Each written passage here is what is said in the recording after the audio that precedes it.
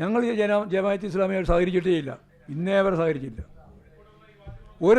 നിങ്ങളെല്ലാം നിങ്ങളെ മുമ്പ് തന്നെ ഞാൻ പറയുന്നത്, ഒരിക്കലും ഇടതുപക്ഷ ജനാധിപത്യ മുന്നണി ജമാഅത്ത് ഇസ്ലാമിയുമായി സഹകരിച്ചിട്ടില്ല.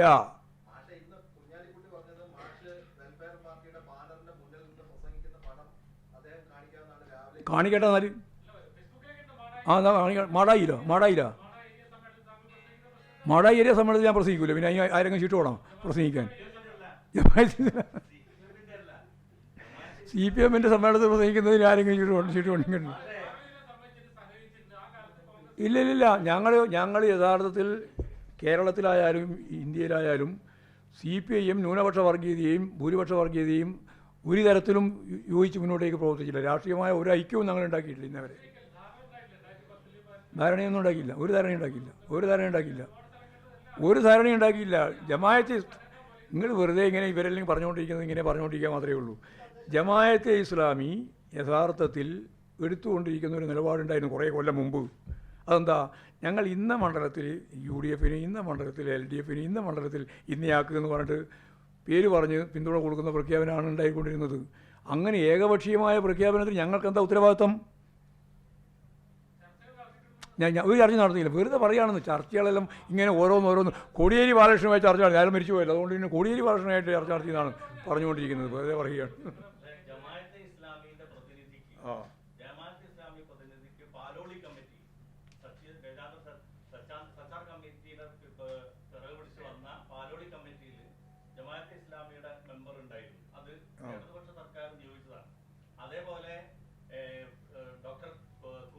അത് രാഷ്ട്രീയ മുന്നണിയാണ്. അത് ഈ കമ്മീഷൻ എന്ന് പറഞ്ഞാൽ രാഷ്ട്രീയ മുന്നണിയാണ്.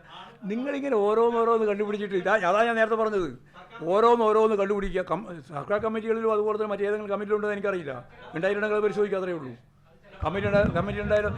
അതായത് ന്യൂനപക്ഷ വിഭാഗങ്ങളെ സംബന്ധിച്ച് പഠനം നടത്തുകയോ അതിനാവശ്യമായ രീതിയിൽ എന്തെങ്കിലും പ്രവർത്തനം നടത്തുകയോ ചെയ്യുന്ന ഏതെങ്കിലും ഒരു ഔദ്യോഗിക കമ്മിറ്റിയിൽ ആരെങ്കിലും ഇതിൻ്റെ ഭാഗമായിട്ടുണ്ടായോ എന്നുള്ളത് നമ്മൾ നോക്കേണ്ട കാര്യമില്ലല്ലോ. രാഷ്ട്രീയമായ കൂട്ടുകെട്ടുണ്ടാക്കിയോ എന്നുള്ള പ്രശ്നം. അത് നിങ്ങൾ ഇപ്പോൾ ഉണ്ടാക്കിയ രാഷ്ട്രീയ കൂട്ടുകെട്ടും അന്ന് കമ്മിറ്റിയിലുണ്ടായ ഒരാളെ സംബന്ധിച്ചിടത്തോളം വിശദീകരിക്കുന്നതിൻ്റെ താരതമ്യ പഠനത്തിൻ്റെ അർത്ഥം മനസ്സിലാവാത്തത്. നിങ്ങളെല്ലാം എന്തിനാണ് ഇങ്ങനെ പാടുപെടുന്നതെന്ന് എനിക്ക് മനസ്സിലാവാതെ. വർഗീയതയെ ന്യായീകരിക്കാൻ വേണ്ടി ഇങ്ങനെ പാടുപെടേണ്ട വല്ല കാര്യമുണ്ടോ?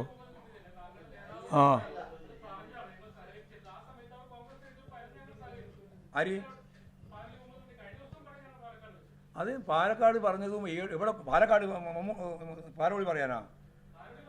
മലപ്പുറത്തിൻ്റെ അപ്പുറം പോലില്ല, എന്നിട്ട് പാലോളി അവിടെ നിന്ന് പറയാൻ എന്തെല്ലാം വിശദീകരണം നടത്തിക്കൊണ്ടിരിക്കുന്നത്? ആളെ പറ്റിക്കാൻ വേണ്ടി എന്തെല്ലാം വാർത്ത. നിങ്ങൾ ഈ പറയുന്ന കാര്യങ്ങളെല്ലാം തെറ്റായ നിലപാടല്ലേ? പാലക്കാട് നിന്ന് എങ്ങനെയാണ് പറയാൻ സാധിക്കാമെന്ന്? മലപ്പുറത്തിൻ്റെ അപ്പുറത്ത് പോകുന്നില്ലല്ലോ പാലോളി ഇപ്പോൾ കുറേ കാലമായിട്ട്. പിന്നെ എങ്ങനെയാണ് പാലക്കാട് പോയത്? പിന്നെ അങ്ങനെ പറ, എന്തെങ്കിലും പറ. പിന്നെ ഇരുണ്ട് പാലക്കാട് പോയില്ല, പിന്നെ വേറെ ഒന്നും പറയാം.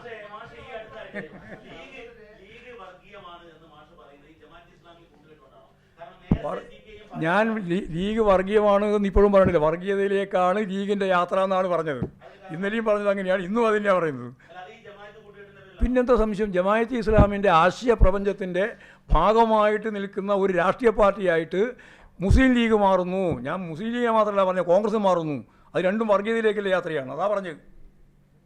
അത് തന്നെയാണ് ഇപ്പോൾ കുറച്ച് നിൽക്കുന്നത്. പിന്നെ പറയുന്നതിന് ഏതെങ്കിലും ഒരു സെൻറ്റൻസ് മാത്രം നോക്കിയിട്ട് വിശദീകരിക്കാൻ പുറപ്പെടണ്ട. അതായിപ്പോൾ അബദ്ധം.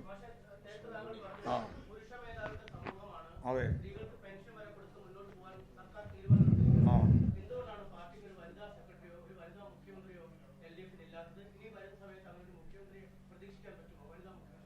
അതൊക്കെ ഇപ്പം നോക്കുന്നു. ഇപ്പം മുൻകൂട്ടി തന്നെ ഒരു വനിതാ മുഖ്യമന്ത്രിയെ തീരുമാനിക്കാമല്ലോ.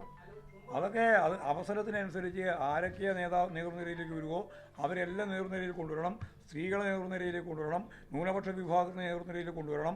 ഏറ്റവും പിന്നണിയിൽ കിടക്കുന്ന പട്ടികജാതി പട്ടികവർഗ വിഭാഗത്തിന് നേതൃനിരയിലേക്ക് കൊണ്ടുവരണം.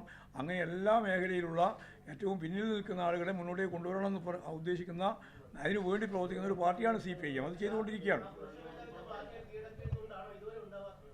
എങ്ങനെ? ഇപ്പോൾ ഉണ്ടല്ലോ, നിലവിലുണ്ടല്ലോ. കമ്മ്യൂണിസ്റ്റ് പാർട്ടിയിൽ ഏറ്റവും പ്രധാനപ്പെട്ട, ഇപ്പോൾ ഇന്നിവിടെ പറഞ്ഞില്ലേ ജമീല, കാനത്തിൽ ജമീല ആരായിരുന്നു? കമ്മ്യൂണിസ്റ്റ് പാർട്ടിയുടെ ഏറ്റവും പ്രധാനപ്പെട്ട നേതാവല്ലേ. ഞാൻ ഇന്നലെ അനുസ്മരണത്തിൻ്റെ ഭാഗമായിട്ട് പറഞ്ഞല്ലോ, കേരളത്തിലെ പാർട്ടിയുടെ ഒരു മുഖമായിരുന്നു ജമീല.